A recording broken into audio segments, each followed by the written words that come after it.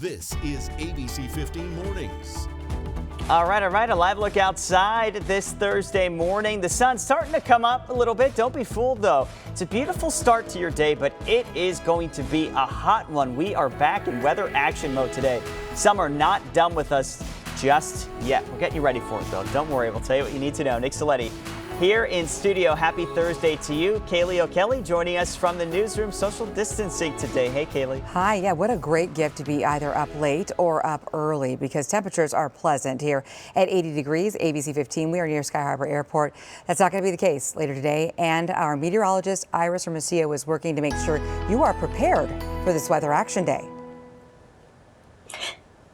Absolutely. And the key is to get outside early and enjoy the cooler temperatures while we have them, right? Temperatures right now in the 70s across much of the valley. And look at that temperature at Phoenix Sky Harbor. I told you we'd drop into the 70s, at least for a little bit. And we are officially down to 79 degrees at the airport, too. So temperatures falling, but they're not going to be in the 70s for very long because the sun will be up in about 13 minutes. And after that, our temperatures will begin to trend up as that sun heats the surface. Now, temperatures will climb a little faster today than they did yesterday, with temperatures in the 90s, mid-90s by around 10 a.m. And then we'll see the hundreds today by around lunchtime. Today's high temperature, a repeat of yesterday's, 109 degrees. And yesterday, we tied the record high temperature for the date. Today, we could do the same. The record stands at 109, set back in the 1960s. So we'll break down that heat alert. Plus, we've got new updates on our drought and another day of air quality alerts in that 7-day forecast. Good morning, Chelsea. Chelsea Davis watching our roads for us.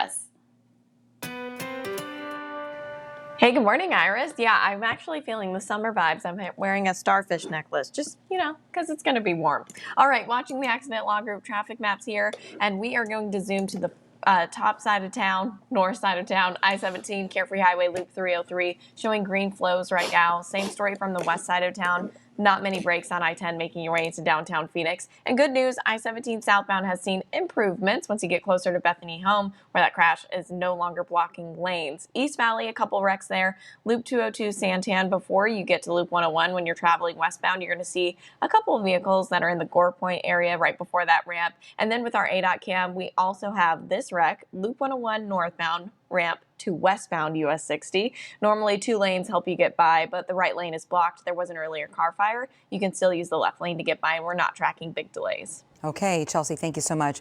After 2 days on campus, Red Mountain High School in Mesa sending a letter to parents about 3 confirmed cases of COVID-19 at the school. According to the principal, 2 students and an adult have tested positive. The school says the risk to other students is low because of safety protocols in place. Monday, Mesa Public Schools started modified in-person learning, which means students alternate between going to the classroom and remote learning.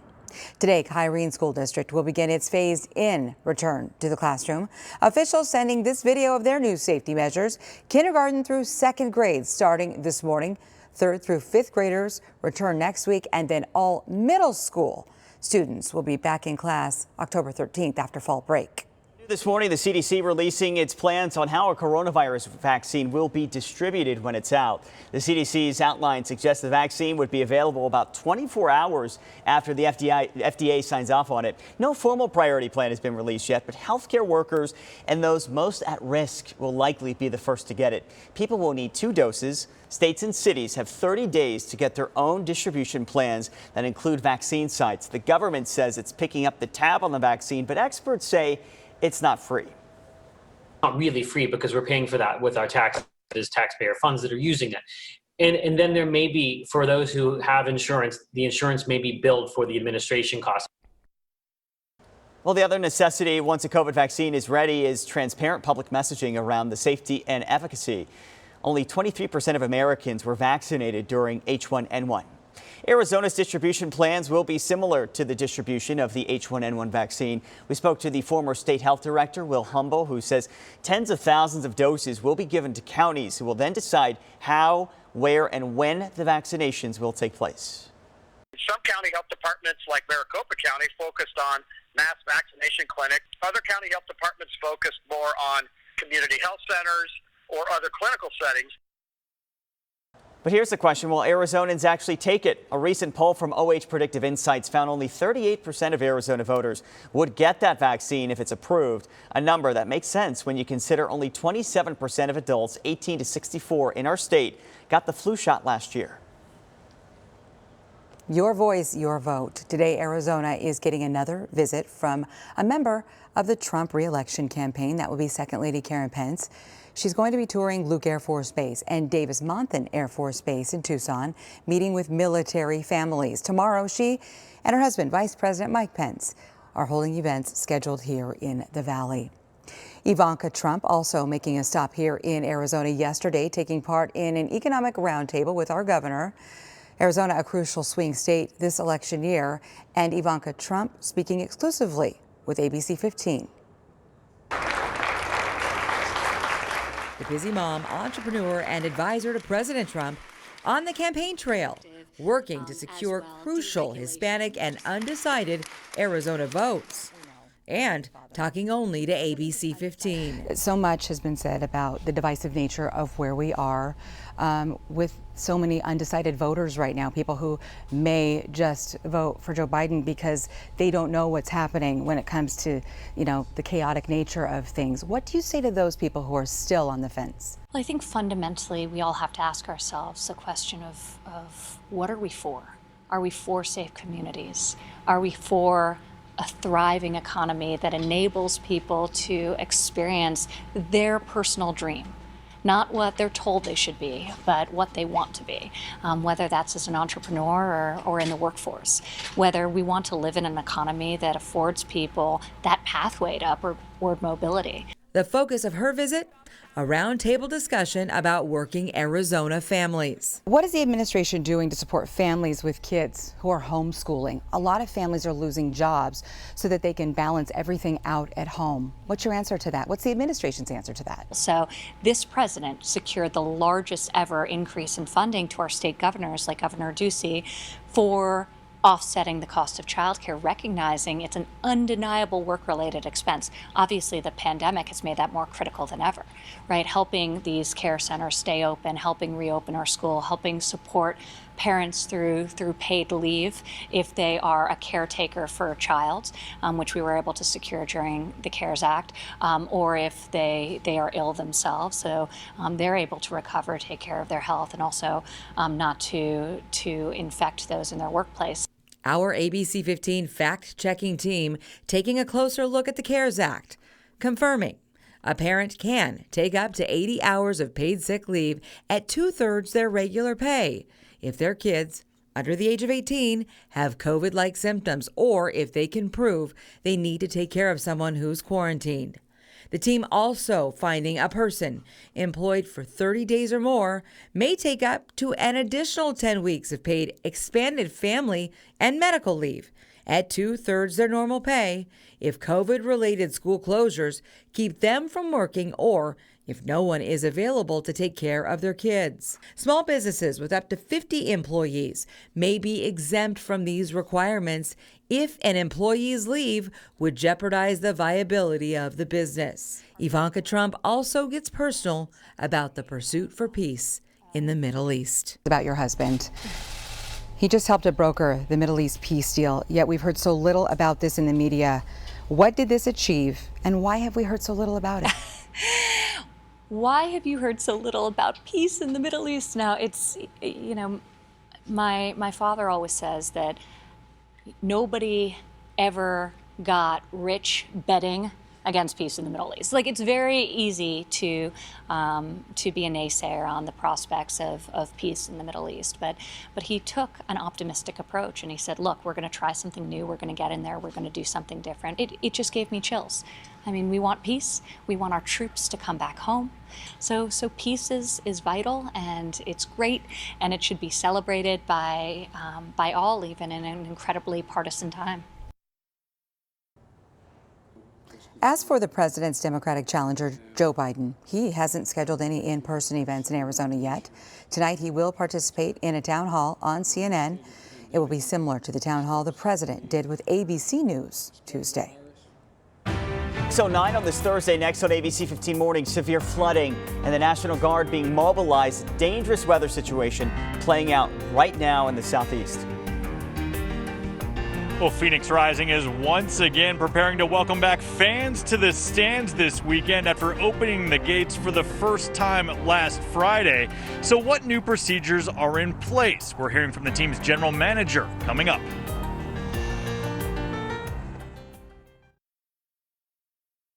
6:12, and right now, Sally, what's left of it is flooding the Gulf Coast. The storm heading for Georgia and the Carolinas today. Millions of people still on flood alerts this morning. I want to show you a live picture we're getting from Pensacola Beach right now. Sally was downgraded from a hurricane to a tropical depression last night, but you can see still packing a punch. Those waves still pretty tough out there. And this is going to be a slow mover. That's what makes it so dangerous. This video we're showing you, it's just some of the aftermath of this storm. It's expected to cross over Georgia, as we mentioned, hit South Carolina later tonight. Both states bracing for flash flooding and overflowing rivers. And on the West Coast, dozens of wildfires continue to burn right now. But now the smoke from those fires has made its way all the way across the country to the East Coast, even parts of Mexico, Canada, even Europe seeing the smoke. It's making for some really bad air quality conditions across the world for those living near the fires especially. And the devastation is also unprecedented. More than 2,400 homes and businesses have been destroyed. Firefighters from all over the country, including right here in Arizona, are helping to battle those flames. Well, as we talk about that most accurate forecast, we're also keeping an eye out on the conditions when it comes to our air quality back here at home. And over the last several days, we have continued to see some of that wildfire haze across our skies as that smoke sits higher up in the atmosphere. Hard to tell right now because the sun isn't quite all the way up just yet. It did just come up officially at 6:13, but of course it's still working its way up in the sky. And you're going to notice some of that haze out there higher up in the atmosphere. Winds are light right now. Our camera just shaking a bit here at the top of the South Mountain, by the way, just in case you were wondering. Our air quality will be an issue for us today, not because of wildfire smoke necessarily, because again, that's higher up in the atmosphere, but here at the surface, it's ozone pollution that's going to be increasing again today, just like what we were talking about yesterday. So we are back under an ozone high pollution advisory today. If you are in those sensitive groups, whether it's elderly, children, or anybody with breathing sensitivities, then again today, you're going to want to limit your time outdoors as much as possible, but especially during the afternoon hours when we see the higher concentrations of ozone pollution. And as I mentioned yesterday, we can all do something to help improve our air quality, right? So today, a good day to avoid using any of those gas-powered, lawnmowers or leaf blowers. Try to refuel your vehicle after dark, and if you can, avoid idling or drive-throughs, as that pollution from your vehicle helps contribute and is one of the ingredients in ozone pollution, which, by the way, is a clear pollutant that we can't see. So you're not going to see that brown haze necessarily because of ozone over the valley, but just know that it's there. That sun coming up, those icons switching over to that sun on the graphics there, as we are in for another sunny day today. Temperatures this morning not feeling bad in Phoenix, down into the 70s, officially at 79 degrees. Check out that temperature in Chandler. You're back down into the 60s again here this morning, just like you were yesterday. You're one of the cooler spots, along with Maricopa and spots like the Santan Valley. Avondale, you're not too far off either. You're at 72. It's 73 in Glendale and upper 70s in Mesa right now. Here's the deal. It's comfortable now, but it's going to get hotter a little quicker today. So we're talking mid-90s by 10 a.m. and hundreds today by lunchtime. So plan accordingly. If you want to get outdoors, maybe go for a walk or for a run around the neighborhood or even a hike, do those activities in the morning as opposed to later when we are hot and potentially near record. We are going to see temperatures today top out well above normal. 30-year average is 100. We'll reach 106 in Fountain Hills, 108 in Tempe,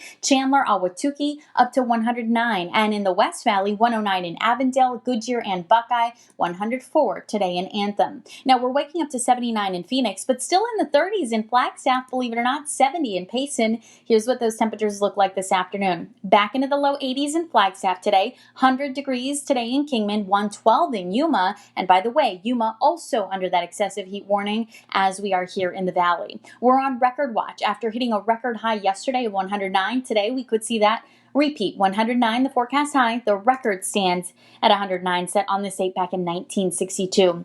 So we're in weather action mode as that extra reminder that you've got to keep heat safety top of mind again today, as our excessive heat warning is in place from 10 a.m. to 8 p.m. Again, during the hottest hours of the day, limit your time outdoors. Pack a water bottle with you here this morning so that you can hydrate throughout the day. After today, temperatures will be trending down. This weekend, still hot, still above normal, but not too far off, with highs near 104 Saturday and Sunday and low hundreds early next week. ABC 15 Desert Drive Time, sponsored by Accident Law Group. Alrighty, thanks so much, Iris. Well, Chelsea Davis here, watching the roads for all of you to make sure you get where you're headed and you don't get there too late. We're watching that the east side of town is seeing a major improvement. We're back to completely green flows. We still have a couple crashes that are out there. One is on Loop 202, Santan. As you're traveling westbound, getting closer to Loop 101, there's still activity off to the right shoulder. Tow truck on scene, though, so that should be gone soon. And green flows there. The other one, Loop 101 northbound ramp to westbound US 60, normally has 2 lanes to get by, but you can only use the left lane. Right now, the right one is still blocked. Earlier, we had a car fire that's out, working to clear that as well. But again, not causing big backups. West side of town, barely any delays on I-10 making your way into downtown Phoenix. Grand Avenue even looks nice. I-17, major improvements. We had 2 big trouble spots earlier that are completely gone, and those green flows are not only making your way into downtown, but if you plan to travel up north, maybe start your weekend early. Carefree Highway, Loop 303, also looking clear. The longest desert drive time we have is 24 minutes on I-17 if you're traveling southbound between Loop 101 down to the Stack. Chelsea, thank you. It was the first major test for professional sports teams in our state.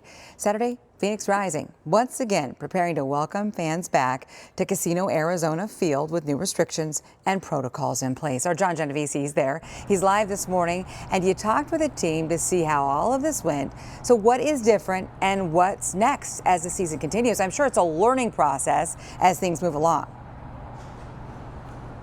Yeah, learning process here, Kaylee, and I think for every organization or business out there, but I'm told this really has been a fluid process here for the Phoenix Rising. They are evaluating things on a day-by-day basis, and the general manager says when it comes to mitigating the spread of COVID-19, over-communication and enforcement is really key, and the team is willing to scale back if necessary.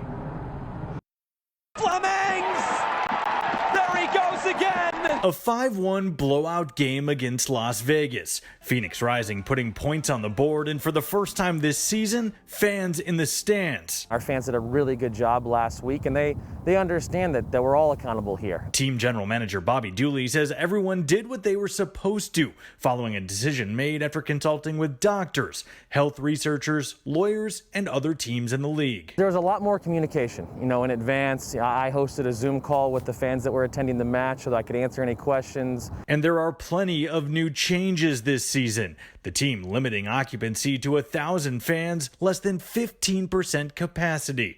Every fan is given a designated entrance gate and time. Masks are required except when eating or drinking. Seats are assigned and spaced out. And the team even has a number to text if there are any issues. We don't want to get too far ahead of ourselves. We want to just continue to monitor things. But so far, so good. And even if it's a fraction of what it was, Dooley hopes the energy from the crowd will fuel the team to do what they did last week again and again. And hopefully things continue to go the right way and we can, potentially get a few more fans in here.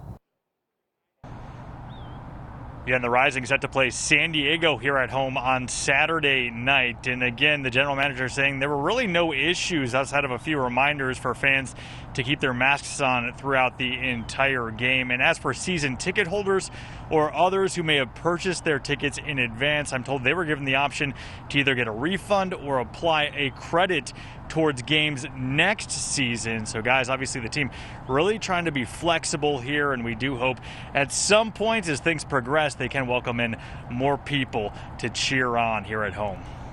All right, John, thank you for that. Speaking of options, you can also watch the Phoenix Rising on the CW61 Arizona. That's Saturday at 7:30. You can stream it live too on our ABC15 app, Roku, and these other streaming devices.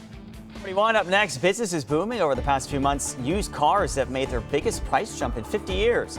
As families look to save a few dollars, car dealerships are raking in the money. We're going to tell you how to navigate this and hopefully save some. Plus, the pandemic creating a massive divide between communities here. New data this morning when it comes to minority families and the education their children are receiving.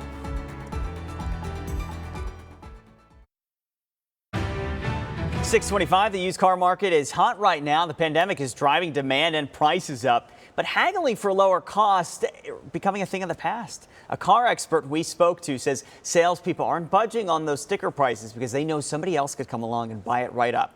So you have to negotiate in other areas and do your research. You're looking to finance a vehicle, especially with a dealership, you absolutely have to run your credit score and know what interest rates you qualify for before you go there, because they're going to offer you an interest rate that's probably more so to their advantage. That expert also says used car prices should start going down in another month or two. So if you can wait it out, you might save some money. Would you be willing to watch advertisements to help pay your cell phone bill? AT&T considering making this an option for customers. It would take about $5 or $10 off your monthly bill. It could be available in a year or two. AT&T says it would tailor the ads to be relevant to customers. Up next here at 6:30, help wanted. New info for you this morning showing Arizona's teacher shortage is actually getting even worse. Plus, hurting communities of color. Why COVID-19 is much more than just a health crisis. It's severely affecting how our kids get educated.